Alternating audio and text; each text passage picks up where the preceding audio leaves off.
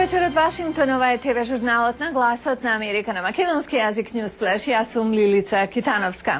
Во Пакистан продолжува трендот на бомбашки напади, а во Северна Кореја знаеме веќе беда, но овој пат извештајот доаѓа од Обединетите нации.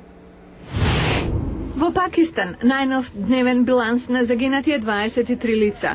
Бомбаш самоубиец во близина на пакистанскиот аеронаутички комплекс во Камра, западно од Исламабад, убил 8 и ранил 13 лица. Од експлозија на автомобил бомба пред ресторан во Пешавар биле повредени најмалку 8 лица, а во племенски регион Моманд во напад на автобус загинале 15 лица. Наблюдувач на Обединетите нации вели дека ситуацијата со човекови права во Северна Кореја е крајно лоша и дека луѓето страдаат под тежината на репресивниот режим. Витет Мунтарпхор вели дека 9 од 24 милиони население во земјата гладува. Тој за ова е обвинува недоволната меѓународна помош, што пак се должи на нуклеарните тестови на Пјонкјанг. Сенатската комисија за надворешни работи во Американскиот конгрес се одржа распит на кој беше заклучено дека концептот на трансатлантска безбедност треба да се промени за да одговори на предизвиците на 21. век. Извештај на Јане Бојаджиевски.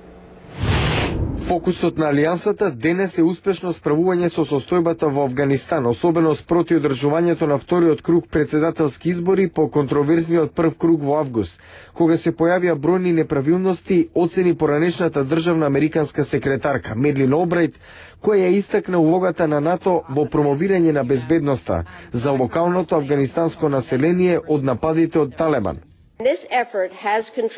Напорите резултираа со обука на попрофесионална афганистанска војска, но мисијата има проблеми со поделеноста во самата алијанса и недостигот од поефикасна влада во Кабул. Неголема закана за НАТО во денешни услови е битката да се порази Ал-Каида, истакна Олбрајт. САД и НАТО се определени да ги обезбедат гласачките места на 7 ноември во Авганистан, најави таа. На распитот стана збор и за можноста за промена на начинот на донесување одлуки во самата алијанса, затоа што заканите во 21. век се од друг вид, вели Олбрајт. Одеднаш НАТО се најде во позиција да брани население не само територија, но тука и заканата од кибернетски тероризам, а сенаторот Лугар ја истакна опасноста и од заканите по енергетскиот систем. Олбрајт смета дека во рамки на НАТО постои неравнотежа меѓу членки кои даваат многу и оние кои даваат малку. Дали Америка може да издржи да биде локомотива на алијансата? На ова прашање се обиде одговор да даде Курт Вокер, поранешен амбасадор на САД во НАТО.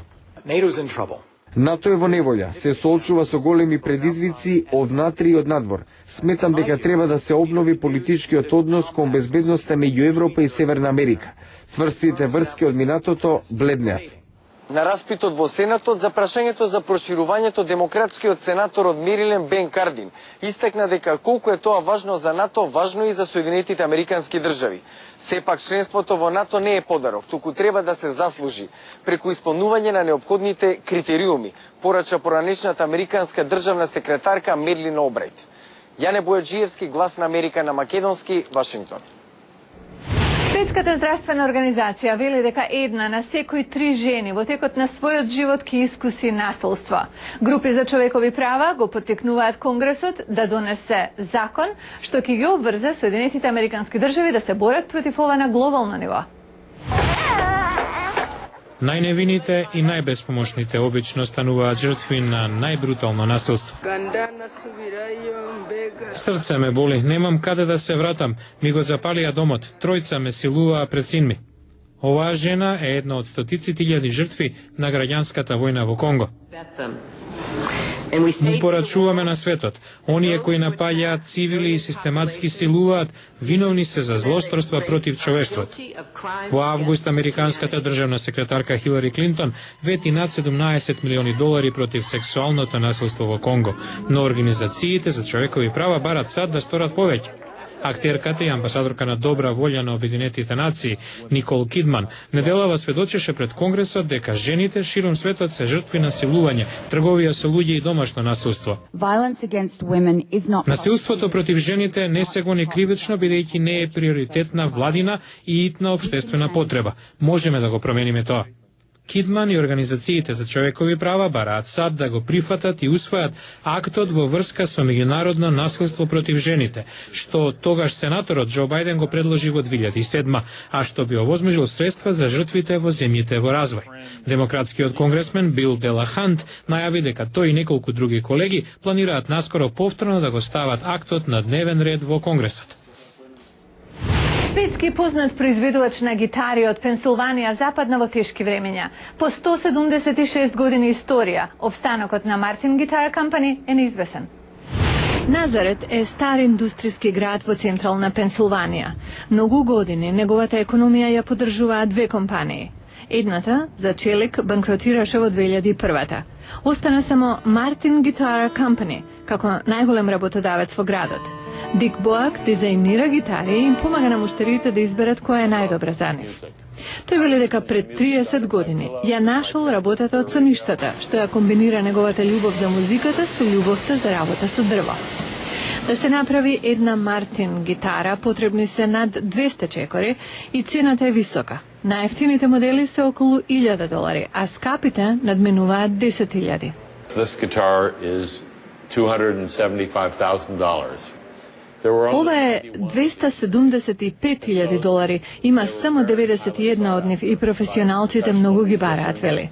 Но дури и легендарна марка како Мартин не е имуна на слабите економски услови. Компанијата почна да ги намалува часовите на работа на вработените, но ако работите наскоро не се поправат, сите 600 работни места се во прашање. Кога една ваква компанија е загрозена, што останува за независните изработувачи на инструменти?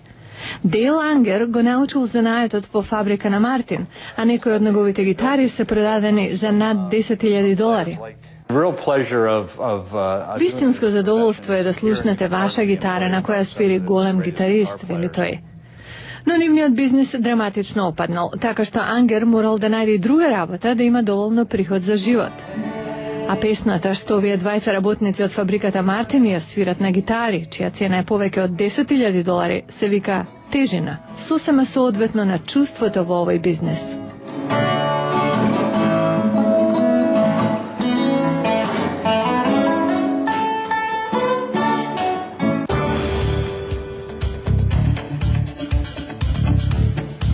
Во понеделник во News Flash, забраната на пушењето дава резултати.